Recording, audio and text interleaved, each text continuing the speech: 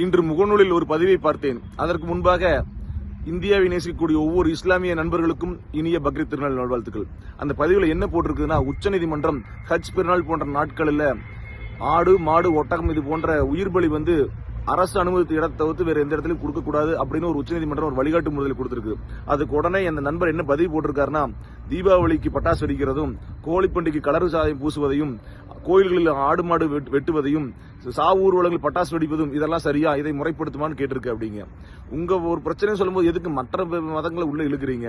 அது மட்டும் இல்லாமல் இந்தியாவின் பெரும்பான்மையாக இருக்கக்கூடிய இந்துக்கள் வாழ்ந்த நாட்டில் தீபாவளிக்கு பட்டாசு வெடிப்பதற்காக உச்சநீதிமன்றம் நேர கட்டுப்பாடு வழங்கியிருக்கு. அதை பின்பற்றித்தான் நாங்கள் செயல்படுறோம். அதுவும் இல்லாத இன்னொரு பதிவு அதில் போட்டிருக்காரு, இந்த சட்டம் அனைவருக்கும் சமமா, இந்தியாவில் சட்டம் அனைவருக்கும் சமமான சட்டம் வர வேண்டும் சொல்லி கேட்கிறாருங்க.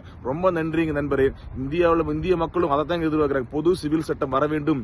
அன்னைக்கு மத்திய அரசாங்கம் பொது சிவில் சட்டம் கொண்டு வரப்போது அதை எதிர்த்தது நீங்க, உங்களை மாதிரி சில நபர்கள் தான் எதிர்த்தாங்க.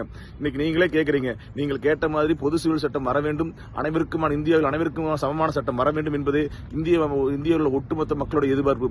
விரைவில் அந்த பொது சிவில் சட்டம் வர வேண்டும் உங்களுடைய விருப்பப்படி. நன்றி, வணக்கம்.